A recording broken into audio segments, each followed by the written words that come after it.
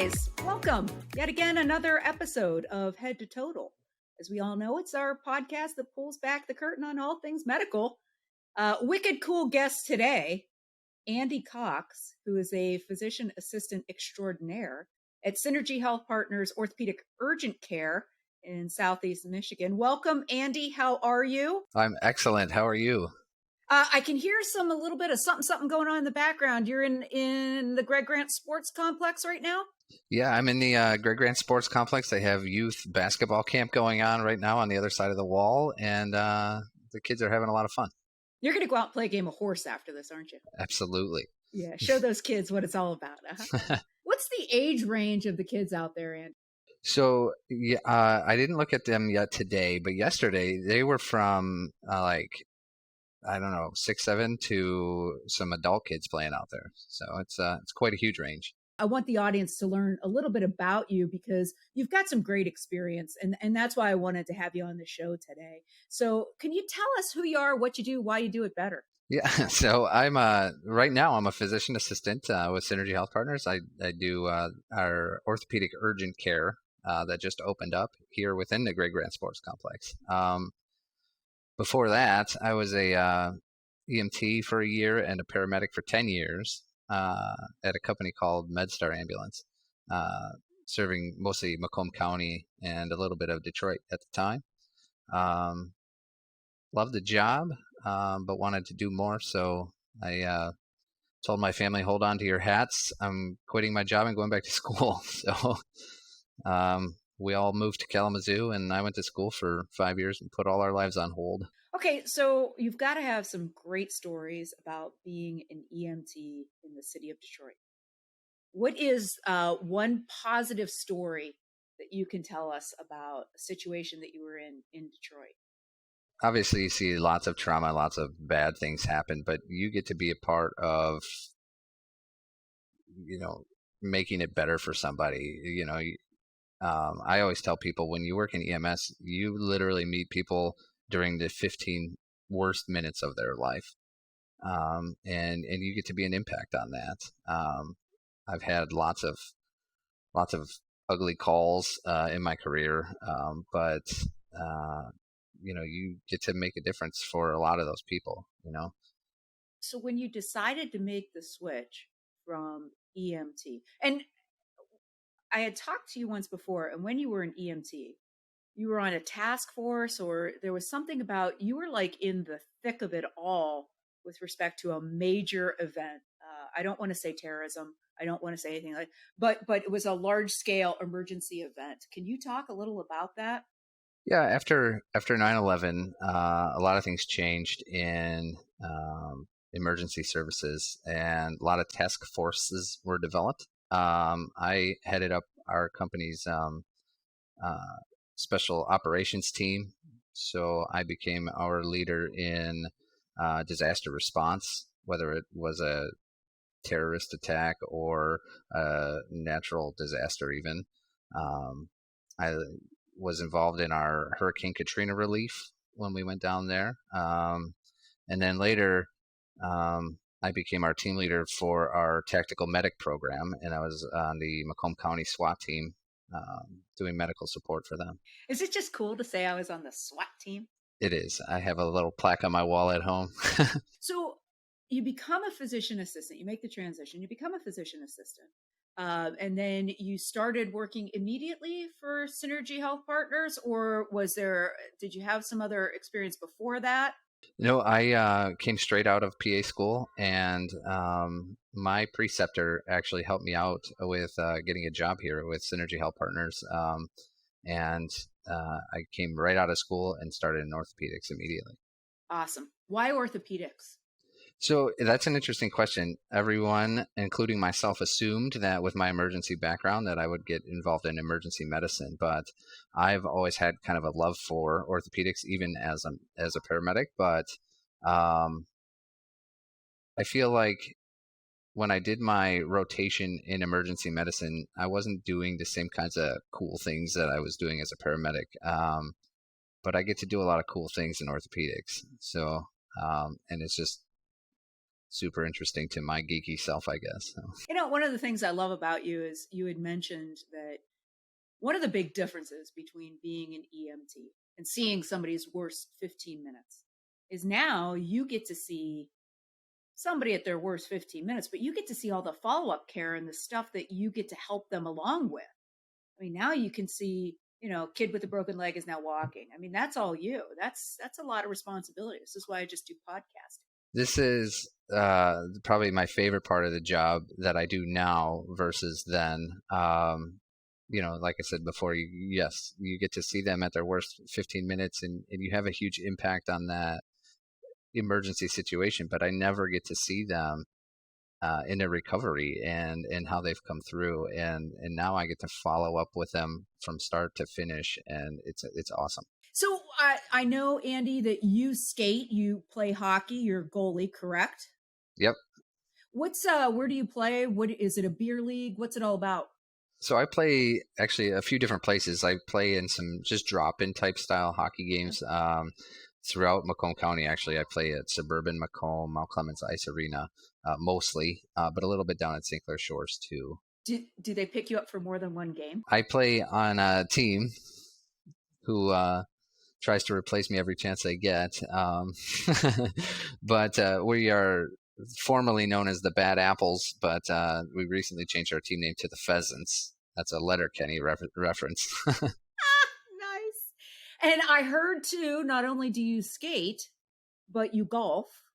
I heard there may have been a charity golf outing that you participated, that you run, correct? What's that charity about? So I belong to an organization called the Nottingham Sportsman's Club. We're a kind of a social organization that does raise money for charities as well. Our primary charities are women and children's charities. Our big two are Kids on the Go, which is a great program, and Lighthouse Outreach, another fantastic organization. If anyone's interested, they can look those two organizations up. But we also donate money to MS Society and some other smaller charities as well. So talk to us a little bit about the orthopedic urgent care. We've heard some rumblings. I don't know still if everybody understands the concept of an orthopedic urgent care. And especially, you've got a captive audience there at the Greg Grant Sportsplex. What's it like on a daily basis? What happens? What are the injuries that you're seeing? How are things being triaged? Walk us through a day at the orthopedic urgent care at Greg Grant. Yeah, orthopedic urgent care. First, it's a awesome concept that is still relatively new, I think, but it helps people that have an orthopedic injury. Maybe they rolled their ankle or broke their arm or wrist or something. It helps them skip some unnecessary steps in the healthcare system. So typically you'd fall down, hurt your ankle or your arm, you'd have to go to an emergency room or a traditional urgent care. They would refer you to somebody. You'd have to wait a few days and then see the orthopedic specialist. Now you can come in and see the orthopedic specialist right away. So you're saving time and money by doing that. So what we have here is an orthopedic urgent care within a sportsplex. Where do people hurt themselves? Yeah, I would just walking in there, I would hurt myself. So yes, it's completely beneficial. And we're not only open to people that have injured themselves here, obviously, but anyone can walk in at any time. We see a lot of back pains. We see a lot of ankles and wrist injuries so far since we've been going here.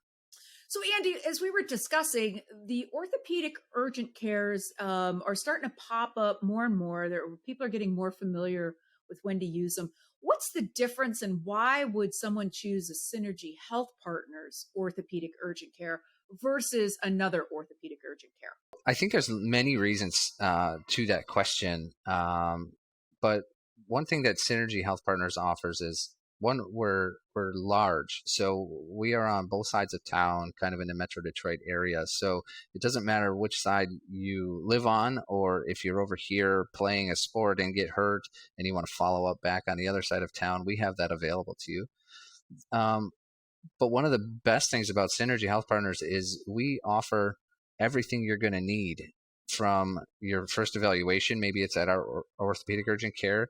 Maybe you come into the office, you have surgery, you need an MRI or physical therapy. We offer all of that in one place so that you can have your complete injury or pain resolved within our practice. I heard too that if when I'm walking in my inappropriate shoes up and down stairs, and I fall, because we all know I will, I can see someone like yourself in what, 20 minutes? Yeah, you will see a provider within 20 minutes if you come to our urgent care.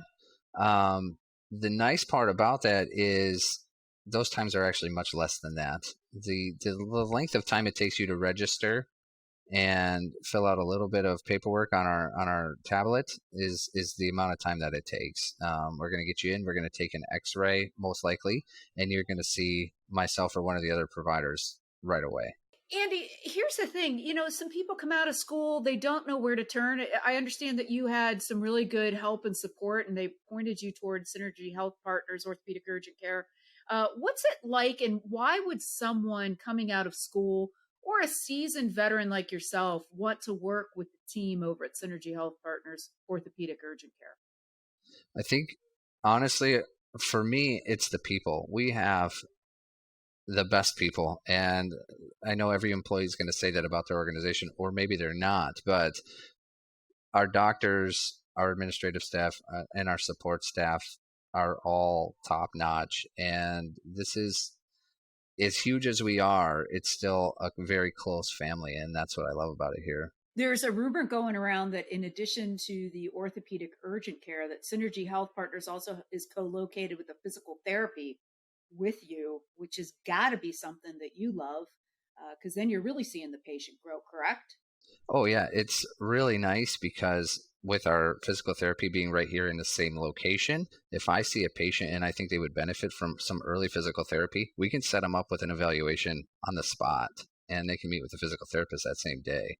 I can imagine that, unlike your traditional ER, or some say ED, or some say emergency room, um, that center has got to have a lot more equipment that's completely tailored to an orthopedic issue slash physical therapy.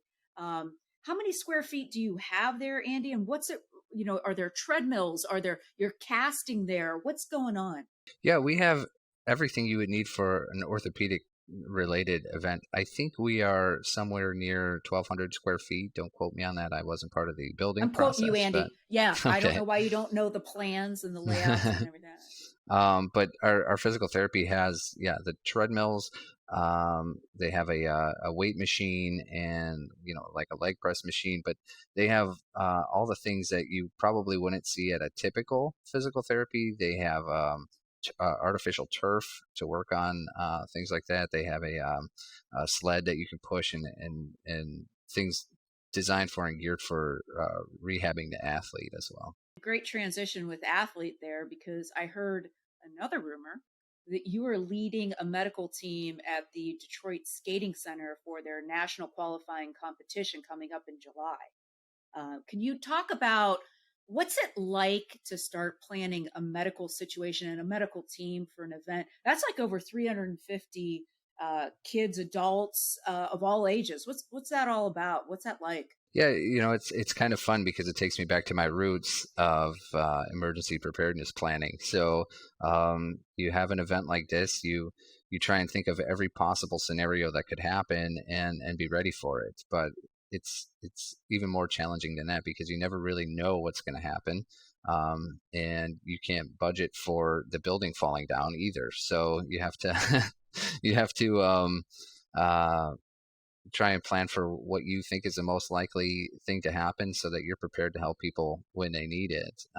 But you got to have the manpower, the equipment. There's a lot of planning and processing that goes in to make it look super smooth when we put it all together. Do you feel, or are there certain injuries that are more typical when it comes to figure skating, ice dancing? Are you looking more at the ankle? Are you looking more at hips when there's a fall?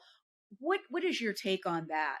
It's going to be primarily ankles, wrists, and possibly head or neck injuries. If they fall and hit their head or bend funny when they land, that could also cause some issues. Yeah, I had the privilege of going out to the Detroit Skating Club for an event. Kurt Browning was there. I don't know if you've ever met Kurt Browning, but he was there. And I had a few minutes to talk to him. And he says, yes, Colleen, falling on ice hurts. Because it's amazing how they just bounce back up. Is there something about, is it, yeah, I'm sure it's easier when you're younger, but is there something in your body that just reacts that you're able to get up so quick? And you skate, you play hockey, right? You're a goalie. Yes, yeah, I'm Yeah. a How the goalie. heck do you, yeah. I mean, what happens to the body when you're falling on ice like that? So we all have that little adrenaline rush when we're out there performing with 1,000 eyes looking at us. I think that has a lot to do with it. But these guys are fine-tuned athletes too, and being in good shape helps tremendously. So you find a way to dig down and put that pain away. But I'll tell you what, when you get off the ice, it starts hurting a whole lot more. How often do you get a chance to play hockey these days with everything that you've got going on? I'm not playing nearly as much as I want to. I try to get out once every week or two, but there was a day when I was playing 3-4 days a week. That's what I would love to get back to.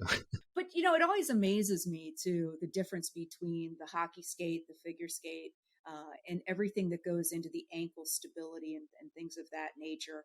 And as I watched Kurt skate, it's flawless, right? And the footwork that goes into it. Does that lead to, as they age, or as I age, which is happening too rapid, are those ligaments deteriorating? Are the muscles deteriorating? Is there something, advice that you would give to athletes of that nature to help strengthen, to condition? You yourself as a hockey player, although you're what, 20, 25, 26, I'm sure that there are certain there are certain things that you do, put the beer down before going on the ice, things of that nature. What do you, how do you keep in shape? It's important if you're going to do any type of that, whether it's a beer league or you're a high level athlete, you need to make sure that you're constantly exercising, especially your core, but also your joints that take on a lot of stress. The best way to do that is to have a physical therapy evaluation. We actually have that here at our physical therapy department. They'll do an evaluation that involves cameras and lots of cool stuff to look at your own body mechanics and then teach you ways to change those body mechanics if they're going to potentially lead to an injury or some problems down the road. But your own strength training and cardiovascular fitness and core strength is really, really key to keeping you as healthy as possible while you're performing, and really decreases your chance of having a major injury. How about, I'm going to switch back and talk to you a little bit more about the competition that's in July. Um, the way you're structuring your team, do you have a certain amount of physical therapists, a certain amount of EMTs, a certain amount of physician assistants, medical doctors in general? Is there a certain way you structure the team, or is it pretty much all hands on deck? We just get the qualified people in the door. So it's a little bit of both of that. Obviously, you need bodies that can provide medical care, but we have an interesting group because we are very multidisciplinary. So we have some PTs, we have doctors and PAs, we have some people with EMS training as well. So we get to take all these branches of medicine and healthcare and put them together as a cohesive team. And we will have a hierarchy, so to speak, of a lead medical person, but every person in the job or that's there has kind of their role. And I don't think a lot of other events are going to be structured quite like this. It's going to be really neat. Andy, I always like to ask medical professionals like yourself. I'm not the most graceful. I'm not going to be. I'm not going to be figure skating. I'm not even going to walk on ice. I trip going up the stairs versus down the stairs. But on occasion, I play a mean game of putt putt, but also some beer league softball. And in all seriousness, for those of us that played beer league softball or other sports, bocce ball, up to the professional athlete, what are the basics? What are the recommendations regarding stretching, hydration, how to prepare to get in the game? Yeah, so it all starts with obviously a healthy diet, but especially if you're trying to avoid injury and to stay in good shape, you need to have a good stretching program. And it's not good enough to just stretch your hamstrings a little bit before you go out onto the field. You need to work on stretching almost every day beforehand. And some research, and this is a little bit outside of my my expertise, but a lot of research is pointing to static stretching just before an event is not even considered ideal right now. You want to work on your stretching and your flexibility every day, leading up, every day within your life, but especially leading up to whatever event you're going to be performing in. So it's not just about that Sunday night hockey game. It's about being prepared for it all week before you get there. And that week leading up to the event, there may or may not be some crown and diets. There might be a Yingling or two. Do you what's the hydration like? Is it really the week leading up to the event to be safe, or is it the day of you just pound a lot of water and electrolytes and Gatorade? What do you recommend there? Again, it's always about a healthy lifestyle every day, but especially leading up to the event, you definitely want to be hydrated before you go out, because once you start sweating and everything else, dehydration happens pretty quickly. So you do want to be prepared for a day of, but that healthy lifestyle of good eating and hydration habits are a daily thing you should be working on. Andy, we're running short on time. It has been great to have you. I know you have a lot going on. Thank you for the time that you've spent with us. Enjoy your day at the Orthopedic Urgent Care out there at Greg Grant. Play some basketball for us. And we'll talk to you soon. Sounds great. Thank you so much. Thanks so much, Andy.